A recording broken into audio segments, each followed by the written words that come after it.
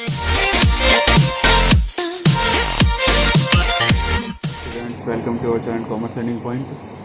आज हम क्लास 12 की मैथमेटिक्स करेंगे। इसका एक चैप्टर है डिटर्मिनेंट्स।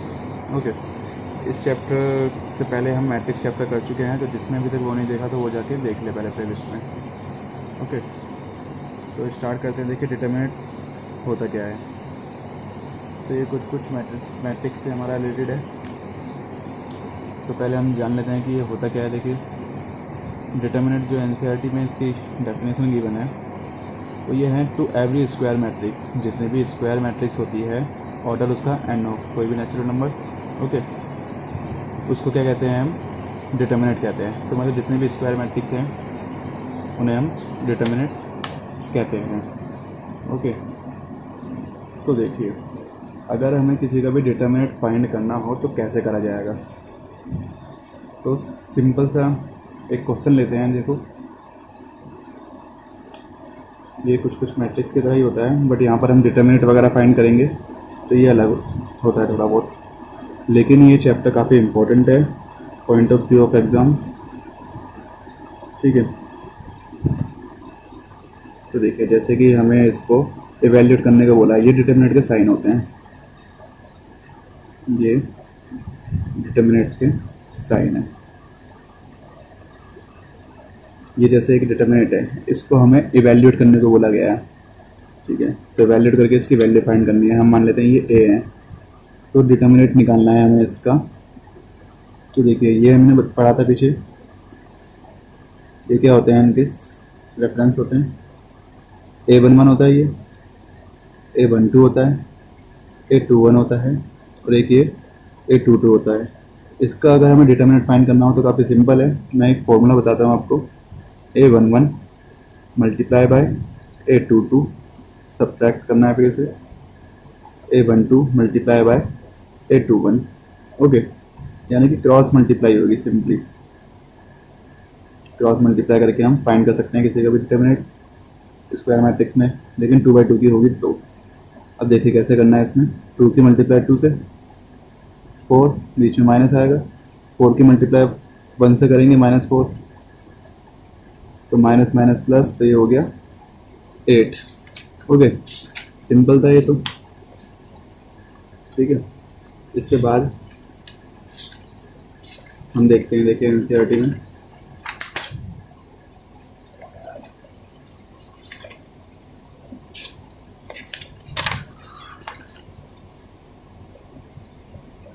तो अभी देखिए अगर इस टाइप का क्वेश्चन होता है, वैल्यूएट करना है इसको भी हमें, तो यहाँ भी क्रॉस मल्टीप्लाई करके सॉल्व कर लेंगे यहाँ पर। ठीक है, आगे देखिए एक्सरसाइज 4.1 पे आते हैं। तो एक्सरसाइज 4.1 में क्या है, ये हमें कुछ क्वेश्चन से रखे हैं, इन सबको हमें डिटर्मिनेंट निकालने हैं सबके। तो इस टाइप का क्वेश्चन पीछे बताया मैंने। तो देखिए ये भी हो जाएगा। अगर इसकी मैं इससे इंटू करूँगा तो आ जाएगा कोस स्क्वायर, और इसकी इससे इंटू करूँगा तो आ जाएगा माइनस साइन स्क्वायर। लेकिन फॉर्मूले में भी मैंने बताया था कि माइनस होता है, तो ये हो जाएगा cos square plus sine square theta. और हमें पता है कि कोस स्क्वायर थीटा प्लस में साइन स्क्वायर थीटा किसके इक्वल होता है, 1 के।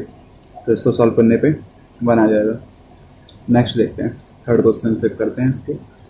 थर्ड क्वेश्चन में क्या करा गया है, हमसे बोला गया है कि एक दे रखा है मैट्रिक्स, स्क्वायर मैट्रिक्स है। ओके, यहाँ पर हमें शो करना है, शो दैट कि ए का डिटर्मिनेंट, लेकिन कब, जब उसकी 2 से मल्टीप्लाई हो जाए, वो इक्वल होगा ए का डिटर्मिनेंट जब उसको 4 से मल्टीप्लाई करा जाए। तो ये दोनों इक्वल होने चाहिए। तो पहले हम 2a फाइंड करते हैं। 2a, देखिए ए ये रहा, तो 2a हम यहाँ पर निकाल लेते हैं। ठीक है, सो 2a निकालते हैं। तो 2a निकालने के लिए सबको हम 2 से मल्टीप्लाई कर देंगे। तो ये हो गया 2, ये हो गया 4, ये हो गया 8, और ये हो गया 4। अब इसका हम डिटर्मिनेंट निकालते हैं। तो देखिए इसका डिटर्मिनेंट कैसे निकलेगा, 4 टू ज़ा 8, क्रॉस मल्टीप्लाई होगी, अभी बताया था। 4 टू ज़ा 8, पीछे माइनस आएगा, 4 8 ज़ा 32। Okay, determinant of A, determinant of A निकाल लेंगे। 1 टू ज़ा 2, माइनस 2 4 ज़ा 8। तो इसमें से इसको माइनस करेंगे तो ये कितना आ जाएगा, 24। 8 में से 2 माइनस करेंगे तो -6, और -6 को 4 से मल्टीप्लाई करेंगे तो माइनस का 24। तो इक्वल है। ओके, ये हमें शो करना था, तो ये हो चुका है। इसी तरीके से अब ये वाला क्वेश्चन ट्राई कर सकते हैं।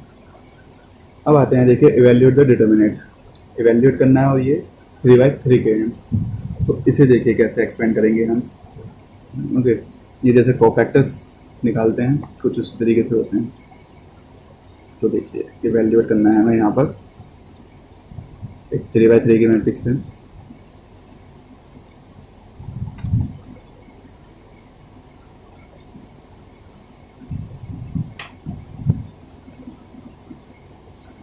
अब देखिए इसको एक्सपेंड करने का तरीका, मतलब डिटर्मिनेंट निकालने का तरीका थोड़ा अलग होता है, क्योंकि ये 3/3 की है। तो इसको हम कैसे करेंगे, तो इसके लिए देखो, जैसे मैं आपको बताता हूँ, इसको हम, ये होती है रो, ये होता है कॉलम। तो इसको या तो हम रो से करेंगे या फिर कॉलम से करेंगे, किसी एक चीज़ से एक्सपेंड कर सकते हैं हम इसे। ठीक है, वैसे आंसर सेम आएगा किसी भी तरीके से करें, बट हम यहाँ पर एक से करते हैं, तो मैं इसको एक रो से ट्राई करता हूँ पहले, फिर ठीक है कॉलम से भी करके दिखाऊंगा आपको। इससे किसी भी कॉलम से किसी भी रो से कर सकते हैं। देखिए 3 कॉलम है 3 रो है, तो इसको करने के 9 डिफरेंट वे हो गए, तो सबसे आंसर सेम आएगा। किसी भी एक मेथड को हम लेते हैं। तो देखिए पहले इससे करता हूँ मैं। पहले क्या करना है, रो 1 से एक्सपेंड कर रहे हैं हम। तो रो 1 कितनी है, सबसे पहला एलिमेंट है इसका 3। ओके, अब क्या करना है, 3 किस रो में है, इस वाली रो में है, फर्स्ट रो में। तो फर्स्ट वाली रो को हम हाइड कर लेते हैं। ओके, फर्स्ट वाली रो को हमने हाइड कर लिया। अब फर्स्ट कॉलम में, तो फर्स्ट कॉलम को भी हाइड कर लिया। अब जो एलिमेंट्स बचे हमारे पास बचा है 0 × 0, तो ये क्या होगा 0, बीच में हमेशा माइनस। अब 1 × 5 कितना होगा, 1 × 5 हो जाएगा 5, माइनस माइनस प्लस का 5 होगा, बट माइनस के बीच में है फॉर्मूले में। ओके, ये हो गया। अब ये हमने अभी लिखा था 3, हम इससे एक्सपेंड कर रहे हैं, तो इसलिए -1 लिखेंगे। अब यहाँ पर हम, यहाँ लिखा हमने -1। अब एक चीज़ ध्यान रखिए, ये होता है 1 2, ये क्या है, ऑड है। ऑड है तो इसलिए इसका साइन हो जाएगा चेंज। ओके, साइन हो गया चेंज, माइनस होता तो प्लस, प्लस होता तो माइनस। तो अभी माइनस था तो ये साइन चेंज हो गया, प्लस का चेंज हो गया। अब -1 किस रो में आ रहा है, इसी रो में आ रहा है। ओके, और कॉलम कौन सा है, कॉलम है सेकंड। तो इसको हाइड करते हैं, तो बचते कौन कौन से एलिमेंट है हमारे पास, 0 3 -1 एंड 0। तो अब मल्टीप्लाई करते हैं। तो देखिए इस 0 की मल्टीप्लाई इस 0 से करेंगे तो कितना आएगा 0। देन -1 की मल्टीप्लाई 3 से करेंगे, तो -1 की 3 से करेंगे तो आएगा -3, और यहाँ बीच में भी माइनस आता है, तो इन दोनों की मल्टीप्लाई करने पे -3 आ रहा है, तो ये हो जाएगा +3।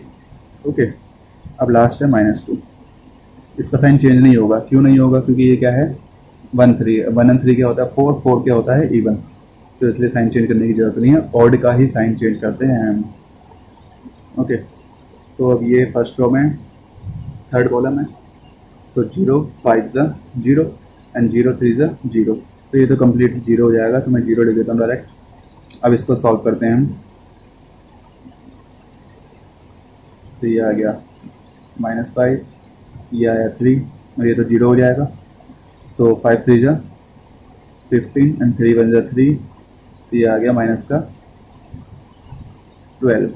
ये अभी हमने करा था किससे, रो 1 से। अब इसी क्वेश्चन को अगर मैं कॉलम 1 से करूं, ठीक है, तो कॉलम 1 से जब मैं ट्राई करता हूं, देखो कॉलम 1 ये है, ठीक है, तो पहला एलिमेंट तो 3 है इसका, तो यहाँ पर तो मैं 3 ही लिखूंगा।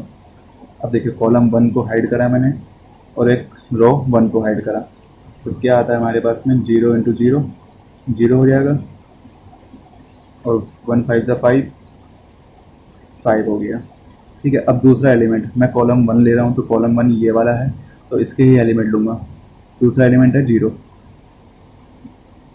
तो 0। ओके, अब 0 कौन सी रो में आता है, सेकंड रो में आता है। सेकंड रो को मैंने हाइड करा, फर्स्ट कॉलम में आता है, फर्स्ट कॉलम को भी मैंने हाइड कर लिया। तो बचता क्या है मेरे पास, -1 और 0, और -1 और 0 क्या होगा 0, अब बीच में तो माइनस ही आएगा।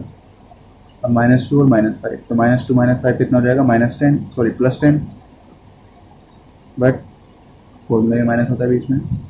अब लास्ट टर्म है हमारा, ये हो चुका है 0, अब आ रही है 3 की। ओके, अब 3 के लिए ये हमारी रो 1 हो गई, सॉरी कॉलम 1 हो गया, और ये रो 3 हो गई। तो अब क्या बचता है हमारे पास में, अब जो बचता है हमारे पास में वो ये एलिमेंट बचता है -1 एंड -1 +1 -2 और 0 0। ओके, अब देखो, अब सॉल्व करते हैं इसको हम। इसमें ये तो पूरा 0 हो जाएगा। ओके, क्योंकि बाहर 0 है तो ये तो 0 हो जाएगा कम्प्लीटली, तो उसको हम लिखेंगे नहीं अब। 3 बन जाए 3, सो 3 5 ज़ा 15। तो देखिए सेम आया। तो कहने का मतलब है आप किसी से भी कर सकते हैं, आपको जो भी सूटेबल लगे, और मोस्टली उससे करो जहाँ पर ज़्यादातर जो नंबर्स हैं वो 0 हो जाए। जैसे कि ये वाला है, इससे करने पे ये 0 हो गया तो हमारी कैलकुलेशन थोड़ी आसान हो जाती है और क्वेश्चन भी जल्दी जाता है। ठीक है, तो अब आगे देखते हैं आगे क्या है। तो आगे है देखिए 7 क्वेश्चन। 7 क्वेश्चन में क्या दिखा हुआ है हमें कि x की वैल्यू फाइंड करनी है इफ 2 डिटरमिनेंट दे रखे हैं और दोनों एक दूसरे के इक्वल हैं। तो इसे कैसे करेंगे हम जब दोनों इक्वल हैं? तो देखिए मैं बताता हूँ उसको। तो देखिए मैंने क्वेश्चन डाल लिया यहाँ पर, ये दोनों डिटरमिनेंट इक्वल है, हमें x की वैल्यू फाइंड करनी है। तो हम कैसे करेंगे? पहले डिटरमिनेंट फाइंड करते हैं। ओके, 2 1 ज़ा 2, 4 5 ज़ा 20। 2x की x से मल्टीप्लाई करेंगे तो कितना आ जाएगा? 2x²। 4 की 6 से करेंगे तो 24। इन दोनों को अगर हम सब्ट्रैक्ट करते हैं तो कितना आ जाएगा? इन दोनों को सब्ट्रैक्ट करने पे आ जाएगा -18। ठीक है, -18 हो जाके प्लस हो जाएगा और इधर बचेगा 0।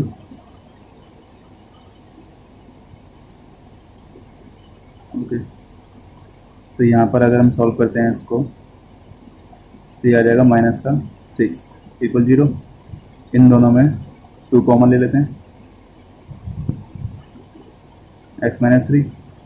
ठीक है, तो इसको कंपेयर करेंगे तो x - 3 = 0। तो x की वैल्यू क्या आ जाती है हमारे पास? सॉरी, x² - 3 वेट जी।